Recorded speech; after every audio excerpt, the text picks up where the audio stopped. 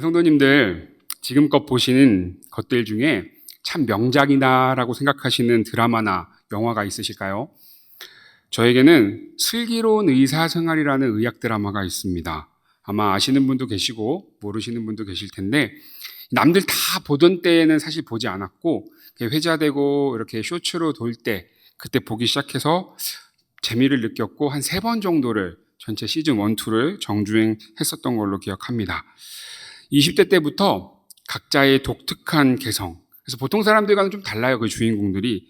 그런데 만나서 그렇게 친구가 되었고, 현재는 각 의료 파트의 젊은 교수가 되었습니다. 그리고 각각의 에피소드를 통해서 전해주는 따뜻함과 유쾌함이 있는 의료진의 그 삶에 관한 이야기를 담고 있습니다. 곰곰이 생각해 보았습니다. 왜 슬기로운 의사 생활일까? 이 슬기롭다라는 거, 우리는요, 살아가다 보면 2마리 토끼를 쫓을 때가 있습니다. 우리 명언을 알죠? 2마리 토끼는 다 잡을 수 없다. 그래서 한쪽을 좀 더 잡기 위해 노력을 하는데, 이 슬기라는 것은요, 그렇게 놓칠 것이기 때문에 그냥 포기하는 것이 아니라 어쩌면 할 수만 있는 대로 그 분야에 맞춰서 조금은 더 세워가기 위해, 잘하기 위해 노력하는 삶을 의미하는 것 같습니다. 드라마를 예로 빌으면 의사로서의 삶, 그것도 물론 중요하고, 친구들과의 우정, 이성과의 사랑, 병원 그 동료들과의 있는 동료애, 이 모든 것을 다 이루어가는 그 주인공들 이야기처럼 말입니다. 그리스도인이라면요, 반드시 고민해야 하는 한 질문이 있습니다. 어떤 것이냐? 나는 무엇을 위해 살아가는가? 우리는요, 하나님께서 우리를 죄에서 건져주시고 하나님 나라의 백성 삼아주신 그 은혜에 감사하며 하루하루를 살아내는 사람들입니다. 이것이 신앙인의 모습이지 않습니까? 굳이 안 하셔도 되는 일들을 우리를 위해서 하셨고, 그 생명까지도 주셔서 우리를 생명의 자리로 초청하신 그 주님을 향한 믿음의 고백을 하며 살아가는 것이 우리 그리스도인들이라는 겁니다. 물론 너무나 잘 알다시피 우리가 우리의 행위로, 우리가 무엇을 함으로 하나님의 그 은혜를 다 갚을 수는 없을 것입니다. 또한 우리가 그렇게 무언가를 한다고 한들 그것이 구원에 연결되는 지점이거나 의롭다 칭함을 받는 것도 아닐 겁니다.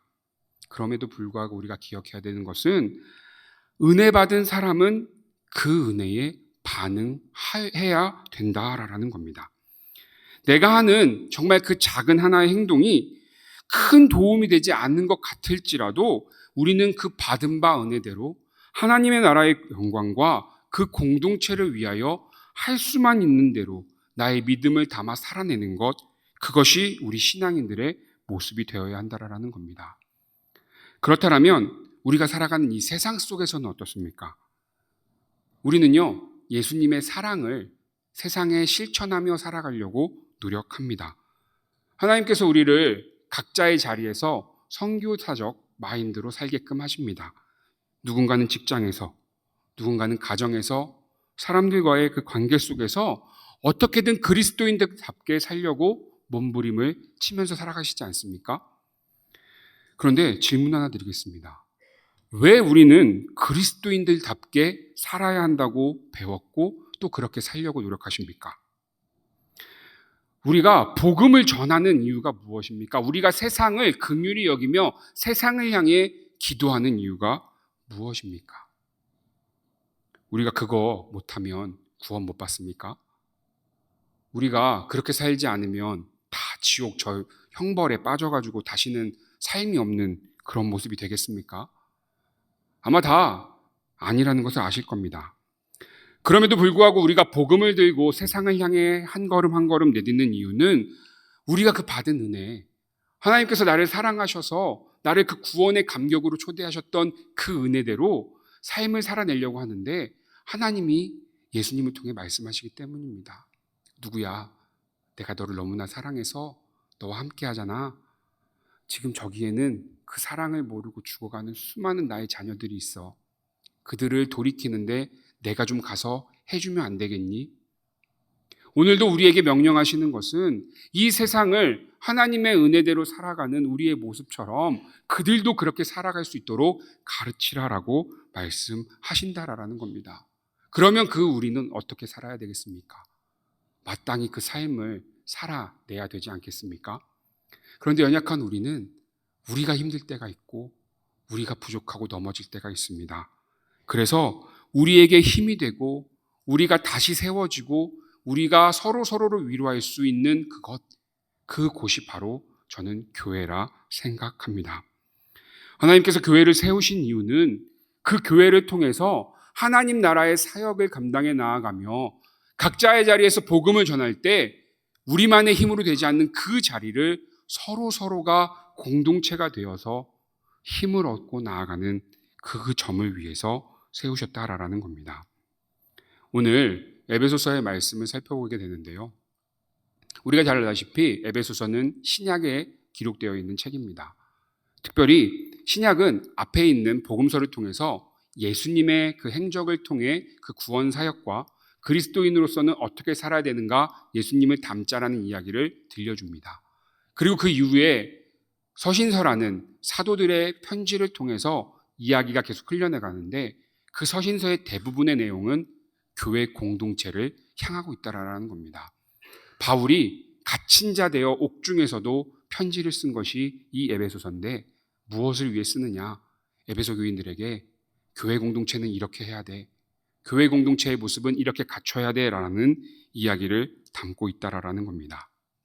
오늘 그것을 함께 나누고자 합니다.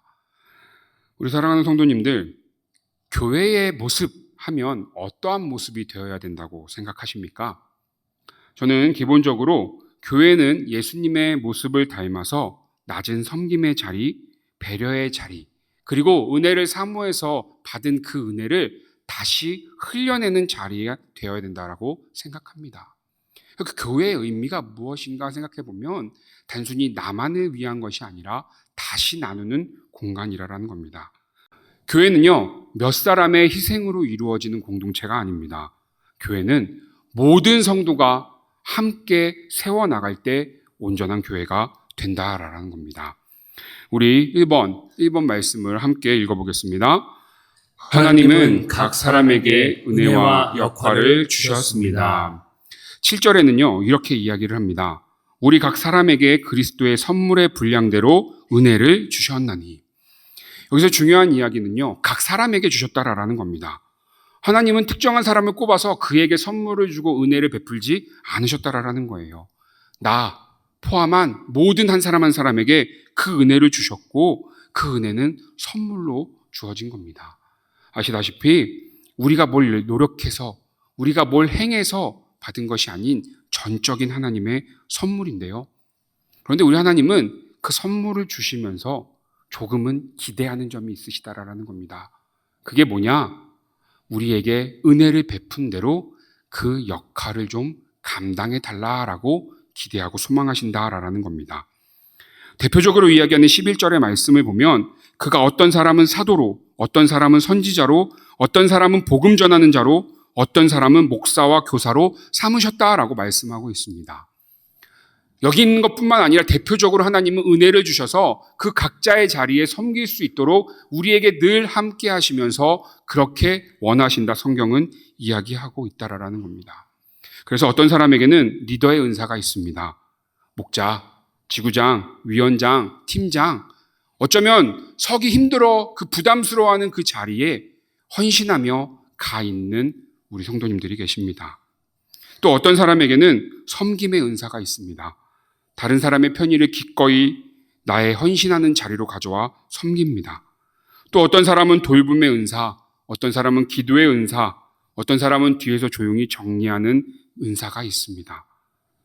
하나님께서 우리에게 이러한 재능을 주신 이유는 나의 안위, 나의 평안, 나의 신앙, 나의 즐거움만이 아니라 먼저는 우리가 살아가는 이 세상 모든 공동체에게 그렇게 너의 역할을 감당하라 말씀하신 것이고, 두 번째는 그 세상을 섬겨나가는 그 공동체 앞에 서 있는 주님의 몸된 이 교회를 세우기 위해 하나님은 오늘도 우리에게 은혜의 선물을 주신다 말씀하고 있습니다.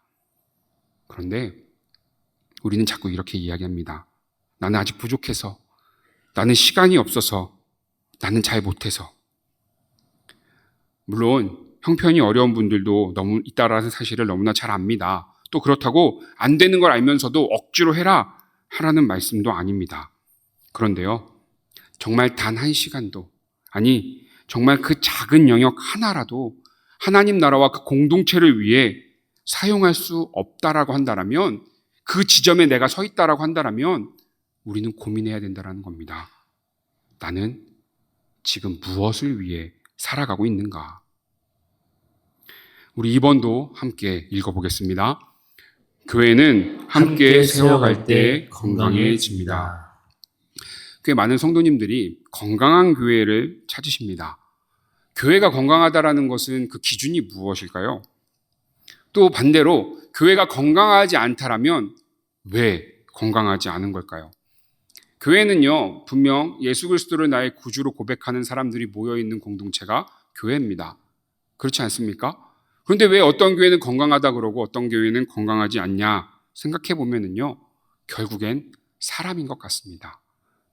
그것이 목회자가 되었든, 그것이 항존 직분자가 되었든, 그것이 리더가 되었든, 모든 성도가 되었든 말입니다.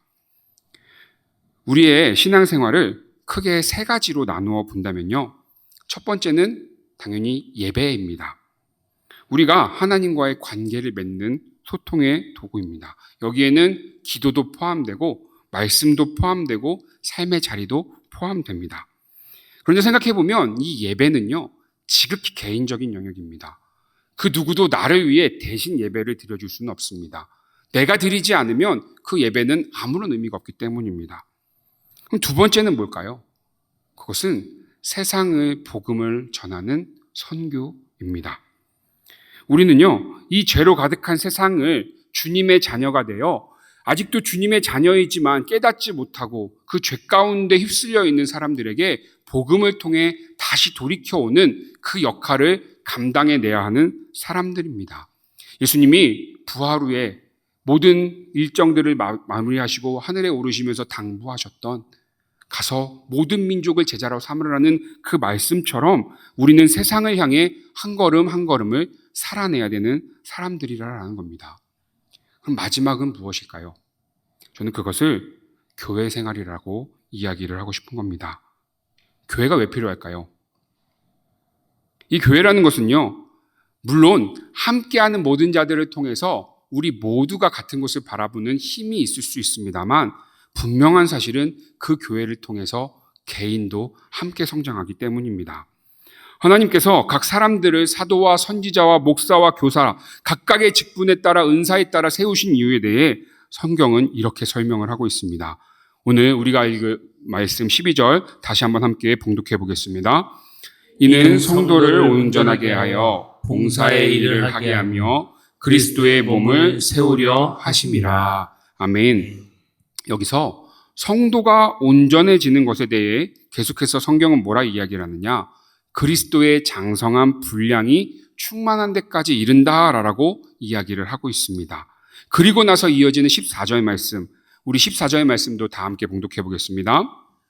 이는 어린아이가 되지 아니하여 사람의 속임수와 간사한 유혹에 빠져 온갖 교훈의 풍조에 밀려 요동하지 않게 하려 함이라. 아멘.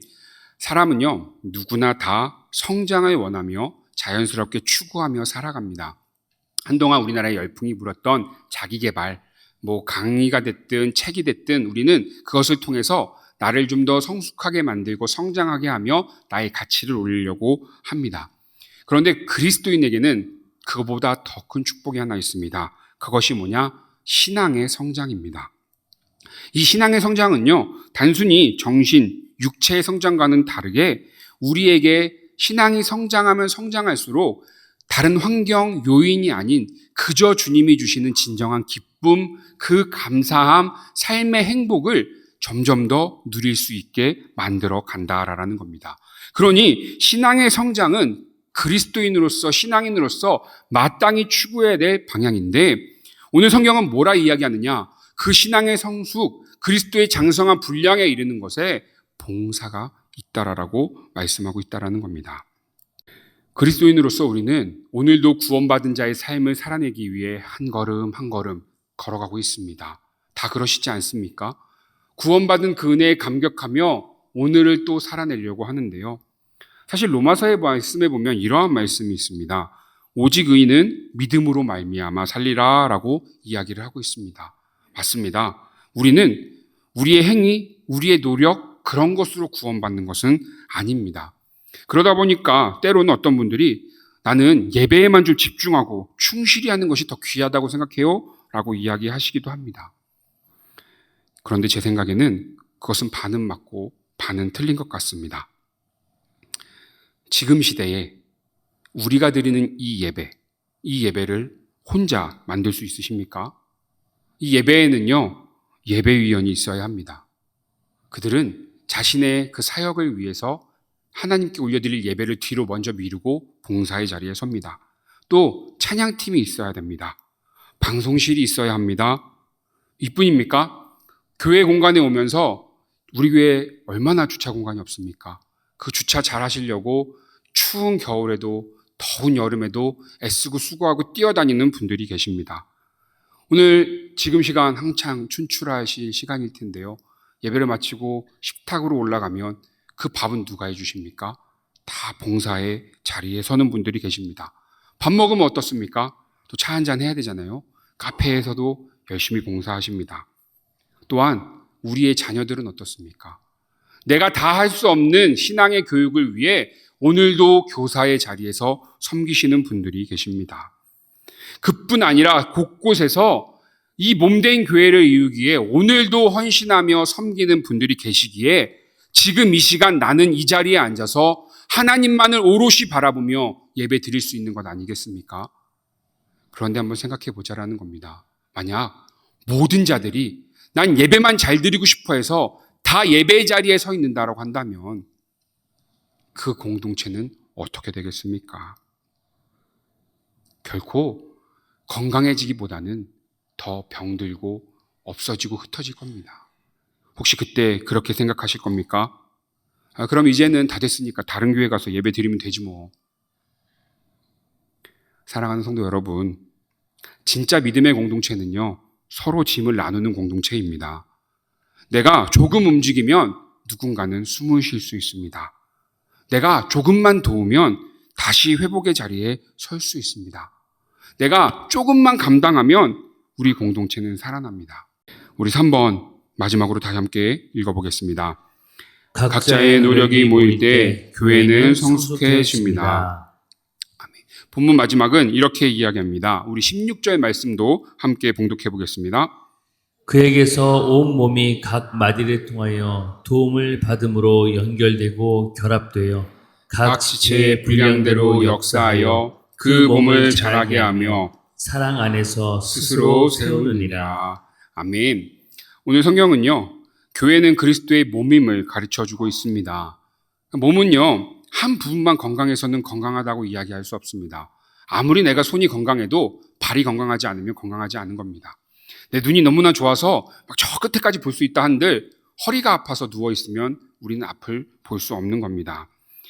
교회도 마찬가지라는 겁니다. 각 마디, 각 필요에 따라 그 역할이 건강하게 이루어져야 그 교회는 건강한 겁니다.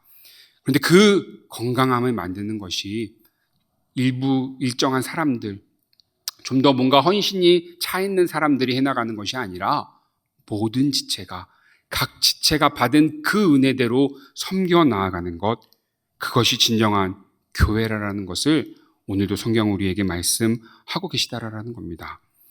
히브리서에 보면 이러한 말씀이 있습니다. 히브리서 10장 24절, 25절 말씀 다 함께 봉독해 보겠습니다. 서로 돌아보아 사랑과 선행을 격려하며 모이기를 폐하는 어떤 사람들의 습관과 같이 하지 말고 오직 권하여 그날이 가까움을 볼수록 더욱 그리하자. 아멘. 들려오는 안타까운 현실은 무엇이냐면 지금 우리나라에 있는 신앙이 있다라는 사람들, 내가 기독교인이라고 이야기하는 사람들 중에 교회에 나가지 않는 소위 가나안 성도라 불리는 사람들의 그 비중이 전체 기독교 인구의 30%나 된다라고 합니다. 물론 이유가 여러 가지 있습니다. 누군가는 목회자에게 상처를 받기도 하고 성도에게 상처를 받기도 하고 교회가 잘못된 방향으로 흐른다 생각하기도 하며 그래서 그곳으로 가는 것보다는 내 믿음 지키겠다고 오롯이 쓰는 분들도 계십니다. 물론 우리도 온라인 예배를 드립니다. 각자의 형편에 따라 그렇게 드릴 수 있죠. 육체의 연약함일 수도 있고 일정이 있을 수도 있죠. 그런데 중요한 사실은 무엇이냐? 성경도 이야기하는 것은 서로 돌아보아 사랑과 선행으로 격려하고 모이기를 힘쓰라라고 말씀해 주고 계시다라는 겁니다. 말씀을 마무리하고자 합니다. 우리 사랑하는 온전교회 성도 여러분, 오늘 우리는 계속해서 또 한 번 일꾼을 세우는 투표를 진행하고 있습니다. 일꾼 세운다라는 건 너무나 중요하죠. 그런데 그들만 일하고 그 일꾼들만 섬김을 다짐하는 것, 그것이 진정한 교회의 모습이겠습니까? 예수님이요, 혼자 모든 것을 다 하실 수 있으시는 분임에도 불구하고 12제자를 세우셨습니다. 예수님 왜 세우셨나? 나는 이제 하늘에 오를 거니까 내 뒷일을 부탁해. 니네가 다 알아서 해. 이런 마음으로 세우셨겠습니까? 아닐 겁니다. 12제자는요, 예수님이 부르셨기 때문에 예수님을 알았습니다. 예수님이 사역을 맡기셨기 때문에 그 믿음이 커졌습니다. 그들은 그들의 목숨과도 바꿀 수 있는 믿음을 주님의 제자가 되었기 때문에 누릴 수 있었던 겁니다. 슬기로운 교회 생활이라는 게 무엇일까요? 우리는 이 교회를 세워 나아가는 것도 주님 앞에서 우리가 온전히 서 나아가는 점이라는 것을 기억해야 합니다. 우리가요, 내 신앙생활만 생각한다라고 교회를 등한시한다면 결코 내 신앙생활도 서지지 않을 겁니다. 하나님이 왜 교회를 이 땅에 세우셨겠습니까? 하나님이 왜 여러분들을 수많은 교회 가운데 우리 운정교회로 부르셨겠습니까? 하실 수만 있는 대로 도와주셨으면 좋겠습니다. 저는 조심스럽게 그렇지만 매일 꿈꿉니다. 우리 교육부서에 교사가 넘쳐서 우리 자녀들이 1:1 눈높이 교육, 약육 맞춤 교육을 받기를 원합니다. 우리 봉사자들이 넘쳐서 3교대, 4교대가 되어서 이번 주에 내가 할래, 나 지난주에 봉사 못했어, 나 봉사 못한 지 너무 오래됐어, 이런 이야기가 들렸으면 좋겠습니다. 혹시 여러 가지 어려움으로 인해 섬김의 자리가 어려우십니까? 정말 내 삶에 일어나는 일 때문에 마음은 그렇지 않음에도 불구하고 못하시는 상황이십니까? 그렇다라면 기도 부탁드립니다. 오늘도 묵묵히 자신의 자리를 지키는 우리 수많은 봉사자들과 교회 사역들을 위해서 말입니다. 그러면 웃어주셨으면 좋겠습니다. 오늘도 잘 알지 못하는 나에게 친절을 베풀려고 노력하는 우리 봉사자들에게 말입니다. 오늘도 우당탕탕 거려가면서 그치만 하나님이 그 섬김의 자리에 쓰시려고 또 훈련시키고 또 훈련시켜서 오늘은 투덜대고 불평불만 있지만 내일은 그러지 않으려고 노력하는 그 봉사자들, 그들은 딱 하나 주님이 핏값으로 사신 이 교회, 이 몸된 교회를 너무나 사랑해서 버티고 있는데 나는 혹시 그 자리에 갖지 못한다라면 적어도 그들을 이해하는 자리에 서시면 좋겠습니다. 사랑하는 우리 성도님들, 다시 한번 여쭙겠습니다. 우리 운정교회를 사랑하십니까?